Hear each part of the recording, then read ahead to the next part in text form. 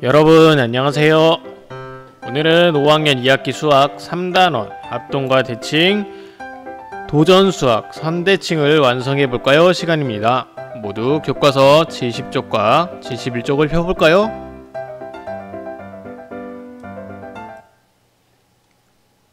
자, 오늘 공부할 문제 같이 확인해 보겠습니다. 선대칭의 의미를 알고 거울을 이용하여 선대칭 문제를 해결할 수 있다. 그래서 우리 선대칭 도형이라는 것의 의미를 선생님과 함께 배웠었는데요. 잘 모르겠는 친구들은 앞에 교과서를 다시 한번 살펴보고 같이 공부를 해볼게요. 우선은 이 문제를 해결하기에 앞서 여러분들 준비물 8에 있는 것들을 다 준비해야 돼요. 그래서 화면을 잠시 멈추고 수학책의 끝부분에 준비물 8을 한번 준비해 보겠습니다. 모두들 준비가 되었나요? 그러면 문제를 읽어볼게요. 지혜는 과학관에 갔다가 신기한 것을 봤습니다. 친구 한 명이 공중에 떠 있었는데 거울을 이용하여 대칭을 만든 것임을 알게 되었답니다. 대칭을 이용하여 문제를 해결해 보겠습니다. 우선 구하려고 하는 것이 무엇이냐면 거울을 대칭축에 대면 나타나는 글자를 알아보려고 합니다. 교과서상에 지금 완성되지 못한 글자들이 보이죠? 거울을 대칭축에 대어보는 활동은 글자를 어떻게 만드는 것일까요? 대칭축 한쪽의 도형을 같게 대칭축 반대쪽에 만드는 것을 의미합니다. 그래서 선대칭은 알다시피 이걸 대칭축이라고 해볼게요. 대칭축을 중심으로 양쪽에 같은 모양이 있는 것이기 때문에 결국에는 선대칭을 찾는 활동을 의미하는 것이라고 볼 수가 있겠죠. 거울을 대칭축에 대면 나타나는 글자들은 보통 어떤 특징이 있을까요? 지금 여기 친구의 모습처럼 대칭축을 기준으로 양쪽이 모두 같은 모양이 될 겁니다. 자, 모양만 같을까요? 크기도 같겠죠? 그리고 결국에는 이러한 도형이 있다고 하면 이 도형은 바로 선대칭 도형이라고 볼 수가 있는 겁니다. 이렇듯 우리가 지금까지는 문제를 어떻게 접근해야 되는지 이해를 했다면 이제는 어떻게 해결을 할지 계획을 세워보고 실제로 해결해 보도록 하겠습니다. 자, 한번 볼까요? 거울을 우선은 대칭축에 대어 볼 건데요. 준비물 8에서 우리 거울을 모두 떼어 봤나요? 자, 그러면 대칭축에다가 한번 대어 보겠습니다. 자, 모두들 대어 봤어요? 그렇다면 여기서 숨겨진 글자가 나올 것 같아요. 자, 여러분들 하나 둘 셋 하면 숨겨진 글자가 무엇인지 선생님이랑 같이 해보겠습니다. 자, 하나 둘 셋. 맞아요. 정답은 비읍이라는 글자예요. 이 대칭축을 중심으로 양옆에 똑같은 모양의 도형이 만들어진다는 사실을 우리가 알고 있었죠? 그래서 비읍의 이 반절에 해당하는 이 부분이 결국에는 다른 반대편에도 생겼다는 것을 확인했습니다. 이번에는 대칭축을 이렇게 수직이 아니라 대각선으로 한번 그어 보겠습니다.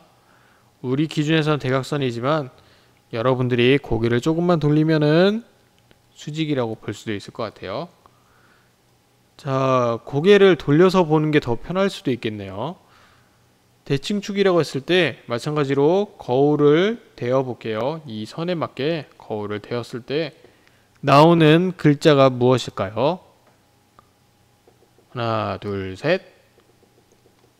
자, 여러분 선생님처럼 이렇게 미음이라는 글자가 나왔나요? 선대칭 도형은 아까도 얘기했지만 왼쪽과 오른쪽에 도형의 모양이 같고 크기도 같습니다. 그리고 완전히 포개어지기도 하죠.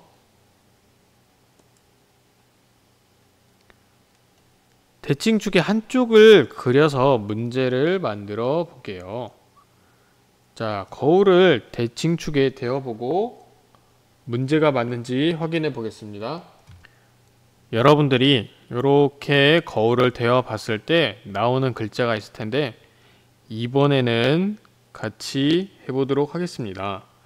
선생님은 거울은 있지만 대칭축을 중심으로 똑같은 모양의 도형을 아래에다가 만들어 볼게요. 우선은 대칭축을 기준으로 한 칸, 두 칸이니까 여기도 한 칸, 두 칸 해당하는 만큼 점을 찍어 볼게요. 그리고 거기서 한 칸, 두 칸, 세 칸을 갔어요. 그럼 여기도 한 칸, 두 칸, 세 칸 점을 찍어보고, 자, 그 다음에 한 칸, 두 칸, 세 칸, 한 칸, 두 칸, 세 칸에 해당하는 곳에 일단 점을 찍어볼게요. 자, 여기를 기준으로 한 칸, 두 칸, 세 칸, 한 칸, 두 칸, 세 칸. 한번 연결을 해볼까요? 우선은 지금 대칭축을 기준으로 이렇게 연결이 됩니다. 선생님이 작아 있다면 더 정확하게 할 텐데 지금은 그렇지 않아서 조금 양해 바랍니다. 이쪽은 사실 점을 찍을 필요가 없었는데 전체적으로 한 칸, 두 칸, 세 칸, 네 칸, 다섯 칸만큼 간 곳에 점을 찍으면 되겠어요. 확인해 볼까요? 한 칸, 두 칸, 세 칸, 네 칸, 다섯 칸.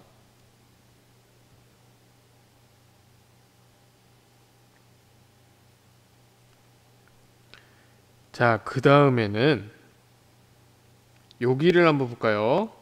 한 칸, 두 칸. 그러면 한 칸, 두 칸 점을 찍었어요. 이 부분이 지금 연결이 되어 있듯이 여기도 마찬가지로 연결을 해 보겠습니다.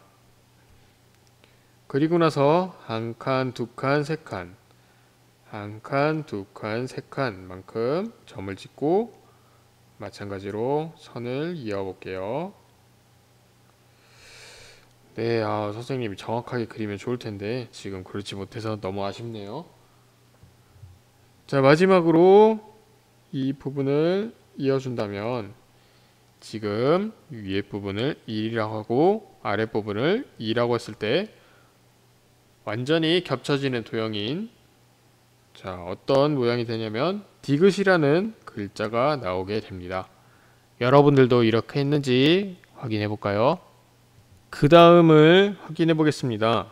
역시 대칭축을 중심으로 완성된 글자 중에 반 부분이 나와 있고 그 나머지 반 부분을 채우면 되는데 거울을 대칭축에 대보면 어떠한 글자가 나올 겁니다.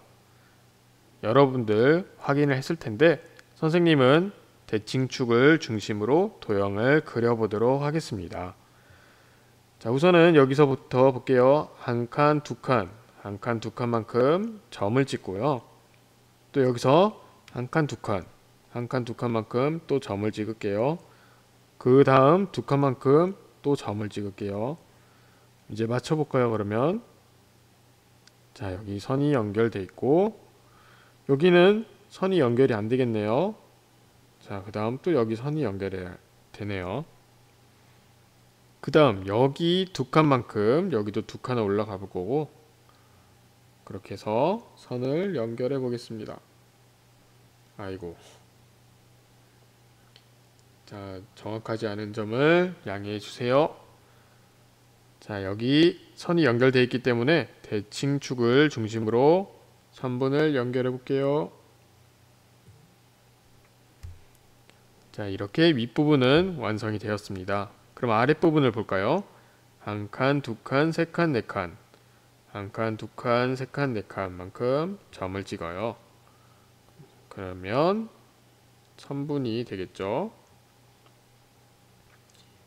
자, 이 부분 선분이 될 거고 그 다음 마찬가지로 옆에 부분, 여기 해당하는 부분도 선분으로 똑같이 이어줄게요. 자, 그 다음은 대칭축을 중심으로 한 칸, 두 칸 떨어져 있죠. 한 칸, 두 칸 떨어져 있고 선분으로 연결해 보겠습니다. 자, 그리고 마지막이 아닌 이 부분도 선분으로 연결을 했어요. 자, 나머지는 이제 여러분들이 눈대중으로 보아도 그릴 수 있어요. 하지만 선생님은 끝까지 한번 해볼 거예요. 한 칸, 두 칸, 한 칸, 두 칸 점 찍고 선분 연결하고, 자, 나머지 선분 연결하는 부분이죠. 자, 이렇게 연결을 하게 되었습니다. 결국 우리가 확인할 수 있는 이 글자는 바로 피읍이 되겠네요. 여러분들도 이렇게 했는지 확인해 볼까요? 자, 문제를 만들고 해결하면서 대칭에 대해서 한번 생각한 것을 이야기를 나눠 보겠습니다.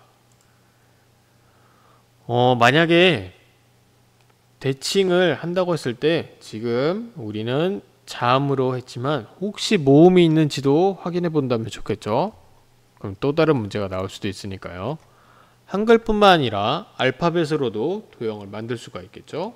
예를 들면 알파벳 O 같은 경우에는 대칭축을 가로로 하건 세로로 하건 간에 모두 똑같은 모양의 도형이 나올 거고, 알파벳 C를 기준으로 한다면 대칭축은 아마도 이렇게 긋게 된다면은 또 다른 선대칭 도형이 나올 수가 있겠습니다. 그리고 선대칭 도형의 일부를 이용해서 도형을 만들어 볼 수도 있을 것 같아요. 여러분들 이렇게 해서 선생님과의 이번 3단원은 끝났고 다음에 4단원에서 만나도록 하겠습니다. 오늘도 정말 고생한 여러분들에게 박수를 드릴게요. 모두들 다음 시간에 만나요.